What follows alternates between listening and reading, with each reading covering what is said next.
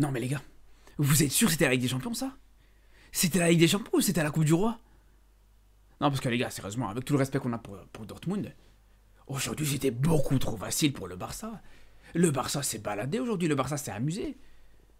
Et le pire c'est qu'aujourd'hui, avec cette victoire 4-0, on peut même dire le Barça a même pas forcé les frères. Faut être honnête, le Barça ne force même pas. T'as pas eu un Yamal ou un Rafinha qui ont été monstrueux. C'est même pas dans le top 10 de leurs meilleurs matchs depuis le début de la saison, les gars, de quoi vous me parlez.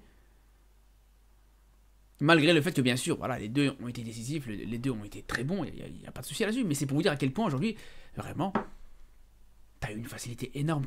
T'as plus galéré ce week-end contre le Betis Séville, où t'as pas réussi à gagner, qu'aujourd'hui contre Dortmund, en quart de finale de Champions League. Non, mais les frères, là on peut le dire. Là, aujourd'hui, t'as fait le taf, les gars. Là, aujourd'hui, pour ce quart de finale, t'as fait le taf. Parce que là, les gars, je vais être honnête avec vous. Là, pour moi, la qualification, elle est pliée, les frères. Là, c'est terminé. Vous pouvez me dire ce que vous voulez. Vous pouvez me dire, ouais, mais ça va être compliqué au match retour contre Dortmund. Le football, ça va très vite. Ouais, mais t'auras le mur jaune au match retour. J'en ai rien à foutre, les frères. J'en ai absolument rien à foutre. Là, pour moi, la qualification, elle est pliée. Et si tu te qualifies pas sur ce match retour, ça serait la plus grosse humiliation de l'histoire du football, les frères. Ça serait même pire que la remontada du PSG.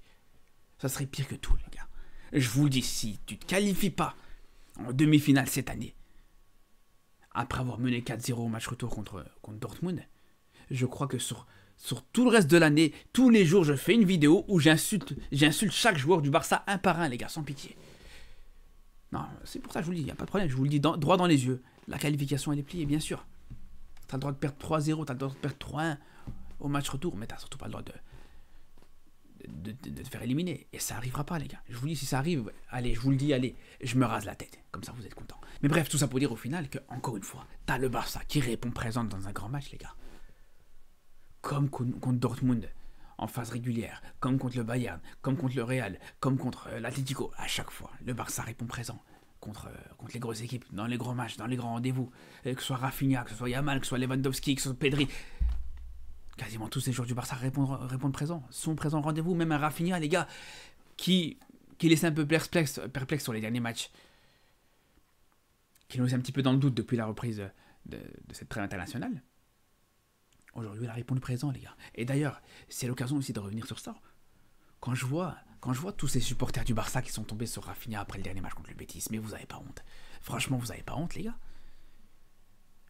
Alors ouais, le comportement de Rafinha, il est pas exempt de tout reproche, parce que voilà, il termine le match, il s'énerve sur l'arbitre, il s'énerve sur tout le monde. Mais les gars, vous vous rendez compte de ce que fait Rafinha cette saison, les frères, ou pas? Vous pensez vraiment que des supporters du Real auraient fait la même chose si ça avait été Vinicius? Vous avez déjà vu même un supporter du Real qui s'en prend à Vinicius par rapport à son comportement? Non, tout le monde le défend. Du côté des Madrilènes, il y a tout le monde qui défend Vinicius. Et nous, voilà, t'as notre meilleur joueur aujourd'hui qui te fait une saison exceptionnelle, qui te porte, que ce soit en Liga ou en Ligue des Champions. Le mec, c'est le meilleur buteur de cette campagne de Ligue des Champions. Avec 12 buts, il est quand même à 5 buts du record mondial, du record de l'histoire du meilleur buteur sur une campagne de Ligue des Champions. Je sais pas si vous réalisez, les frères. Et ça lui crache dessus comme ça à la moindre occasion. Mais vous êtes fous, quoi, les gars, sérieusement? Et je parle des supporters du Barça qui nous sont tombés dessus. Et vous pouvez me dire ce que vous voulez. Vous me dire, ouais, mais c'est parce que, voilà, il va perdre des points pour le Ballon d'Or par rapport à l'image qu'il peut... Les gars, je vous le dis, les frères. Rafinha, demain, sur le prochain match, il peut regarder l'arbitre dans les yeux et lui cracher dessus. Il peut pisser sur un arbitre, les frères. Il n'y a personne qui va lui retirer ce Ballon d'Or. Comme ça, vous êtes clairs, les gars. Comme ça, vous êtes rassurés. Avec ce que fait Rafinha cette saison, les frères, tu peux pas discuter avec lui. Tu peux pas discuter avec lui, les gars. C'est même largement au-dessus. Là, on est encore au mois d'avril, hein, mais c'est déjà largement au-dessus de ce qu'a fait Vinicius. Il n'y a aucun débat, les frères. Il n'y a absolument aucun débat. Le Ballon d'Or, il va l'avoir. Soyez rassurés, soyez sereins. Il faut juste que le Barça réponde présent. Il faut juste que le Barça, voilà, ne déconne pas, que ce soit sur ce match retour ou sur le prochain tour en Ligue des Champions. Mais là, c'est plus qu'une formalité, les frères, ce Ballon d'Or de Rafinha. Qui, aujourd'hui, là, actuellement, en 2025, peut s'asseoir à la table de Rafinha? Dembélé? Mbappé? Me faites pas rire, les gars, s'il vous plaît. À part peut-être d'autres joueurs du Barça, à la limite, un Pedri, pourquoi pas, un Yamal, pourquoi pas, à la limite, je sais pas. Mais, en dehors du Barça, les gars, il n'y a absolument personne, aujourd'hui, qui peut s'asseoir à la table de Rafinha. T'avais Salah à un moment donné avec ses statistiques où il était très bon, il était très fort, etc. Mais malheureusement pour lui, il sort trop tôt dans cette Ligue des Champions pour prétendre à quoi que ce soit. Et regardez, quand je vous dis, encore une fois, un match sans forcer de la part de Rafinha aujourd'hui, où il arrive clairement à te mettre un but et deux passes D. Sans te faire un grand match, sans te faire son meilleur match, les gars. C'est aussi simple que ça. Donc voilà, commencez un petit peu à respecter Rafinha. Commencez à respecter ce joueur, les gars, parce que ce qu'il est en train de faire, les gars, c'est très fort. C'est très très fort. Il a déjà battu, ou il a déjà plutôt égalisé le record de Messi en termes de buts et de passes D en une campagne de Ligue des Champions, les frères. Je ne sais pas si vous vous rendez compte. Et il a 5 buts du record de CR7. Moi, je vous dis, les frères, ce record, il peut aller chercher. Il peut aller le titiller, les frères. Ce record, je pense que ce serait même pas du tout déconnant de penser qu'il peut aller chercher. Simple. Sur le match retour contre Dortmund, une équipe de Dortmund qui sera obligée d'attaquer, une équipe de Dortmund qui sera obligée de laisser des espaces, etc. Et une équipe de Dortmund qui est très faible. On l'a vu aujourd'hui, les frères, je suis désolé, mais cette équipe de Dortmund, elle est vraiment pas dangereuse du tout, elle est pas du tout inquiétante du tout. Imaginez juste un triplé sur le match retour, par exemple, contre Dortmund. Ce qui est envisageable, les frères. Tu lui donnes des penalties, tu vois, tu lui mets un doublé ou tu lui donnes un penalty ou quelque chose comme ça. Les gars, ça voudrait dire que, voilà, il sera plus qu'à 2 buts. 2 buts et il te reste 3 matchs. Tout est possible, les frères, tout est possible. Moi, je vous dis, encore une fois, il y a absolument tout qui est envisageable. Ça va être compliqué, ça va être très compliqué, bien sûr. Mais rien que le fait qu'il s'en rapproche, rien que le fait qu'on peut commencer à avoir cette discussion, c'est exceptionnel, les frères. C'est exceptionnel. Et puis par rapport à Rafinha, la régularité qu'il est en train de montrer dans cette Ligue des Champions, le fait qu'il est décisif quasiment à chaque match de Ligue des Champions. Il a été décisif en 8ème, maintenant il a encore dû voir décisif en quart. Non, les gars. Encore une fois, je vous dis, ce ballon d'or, personne ne va lui arracher. Ça, c'est une certitude. Mais enfin, personne, à part un autre joueur du Barça. Et justement, c'est là où on est obligé de parler de Yamal, les frères. Alors, le match de Yamal est totalement paradoxal. Parce que, encore une fois, les frères, il t'a fait des matchs largement meilleurs. Dans le contenu, il a déjà été largement au-dessus par rapport à ce qu'il a proposé aujourd'hui. On a déjà vu des matchs de Yamal qui étaient beaucoup plus impressionnants, où il réussissait beaucoup plus de dribbles, même si, attention, il a été aussi bon dans le contenu, il a fait des bonnes choses. On l'a vu sur le début du match, à quel point il a posé beaucoup de problèmes à Ben Sebaini. La virgule qui met à Ben Sebaini pour juste derrière aller chercher ce centre-tir, je sais pas si c'était un centre ou un tir, mais c'était très bien joué de la part de Yamal. Mais globalement, comme je vous dis, c'est pas le genre de match où il te réussit en dribble par exemple, où il est très dangereux, etc. dans le jeu. Mais il arrive à être décisif, il arrive à marquer. C'est ça qui est intéressant. Et c'est ça qui est paradoxal. Alors qu'on a vu plusieurs matchs, énormément de matchs, de la part de Yamal, où il est capable de réussir 7, 8, 10, 11 dribbles par match, sans être décisif, sans réussir à marquer. Donc c'est là où c'est fort. Et c'est là où vraiment, encore une fois, on voit que cette efficacité commence à l'avoir petit à petit, cette tendance à répondre présent dans les grands matchs et dans les grands rendez-vous. Et d'ailleurs, je parlais de Rafinha qui était décisif très souvent en Ligue des Champions. Ça allait aussi pour Yamal. Et ce qui est paradoxal, c'est que Yamal, cette année, il est plus facile, il est plus efficace en Ligue des Champions qu'en Liga. Parce que je ne sais pas si vous vous rendez compte, mais il y a une stat qui est complètement folle. C'est que cette saison, Yamal, en 10 matchs de Champions League, il t'a mis 4 buts. Et en Liga, sur 27 matchs, il t'en a mis 6. Vous réalisez ou pas à quel point c'est exceptionnel? Et c'est là où c'est intéressant, les frères. C'est là où c'est intéressant parce que, on le dit, un grand joueur, tu reconnais comment? Tu le reconnais aux grandes compétitions. Alors, je dis pas que la Liga, c'est pas une grande compétition. Mais la Ligue des Champions, c'est une compétition et c'est la compétition référence pour déterminer si un joueur est exceptionnel et au-dessus du lot ou pas, les frères. Et ce qu'il fait aujourd'hui, encore une fois, ou ce qu'il fait à chaque grand rendez-vous, que ce soit en Ligue des Champions ou même d'ailleurs en Liga, contre l'Atlético, contre le Real, où là aussi il arrive à être décisif. C'est là où c'est très fort. C'est là où c'est tout simplement exceptionnel. Après, bien sûr, voilà, comme je vous dis, il y a tout qui n'était pas parfait, même si on peut dire une chose, c'est que Lewandowski, par rapport à ce qu'il fait aujourd'hui, par rapport à son match et à son doublé, on ne peut que respecter. C'était pas un match parfait de la part de Lewandowski, il faut le dire aussi. Quand on voit le but qu'il met, le premier but en tout cas, c'est sûr et certain que voilà, c'est pas le but le plus difficile du siècle, il est sur la ligne du but et tu mets cette tête. Mais là où je retiens surtout le match de Lewandowski, et c'est là où il m'a vraiment impressionné, C'est même pas sur le deuxième but qu'il met, mais c'est sur la récupération qu'il fait sur le quatrième but du Barça. La récupération de Lewandowski sur cette action-là, elle est très impressionnante, les gars. Enfin, impressionnante. Pas si impressionnante que ça, mais franchement, je pensais pas que Lewandowski était encore capable de faire des choses comme ça, les frères. Alors vous allez me dire, j'abuse quand je dis ça. Vous allez me dire, j'exagère. Mais quand on voit sur plusieurs situations où, encore une fois, un Lewandowski est très faible, très fébrile dans le jeu, quand on voit sur cette situation-là, cette remise pour Yamal, il n'a pas été capable de la faire, par exemple. Et on en voit plusieurs, des situations, encore une fois. On l'a vu contre le Betis, on l'a vu énormément. Des situations où il te rate des contrôles, où il est incapable de jouer juste en appui remise, tout simplement. Vous êtes étonné que je sois surpris de voir Lewandowski capable de te faire une récupération dans les 30 mètres adverses? C'est tout à fait normal, les gars. Je vous le dis, c'est tout à fait normal. Pareil pour cette situation-là.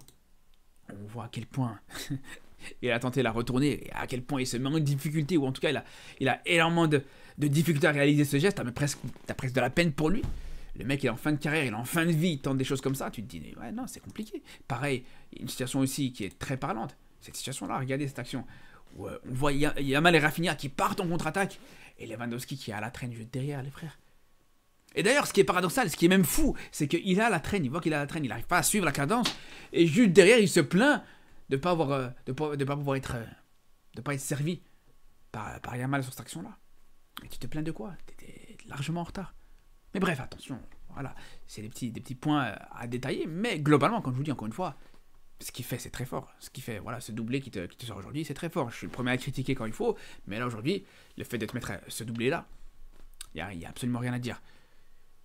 Même si, attention, encore une fois les gars, en dehors de Lewandowski, c'est sûr que ça manque un petit peu de qualité technique dans le jeu du Barça aujourd'hui. Faut le dire les frères, faut le dire.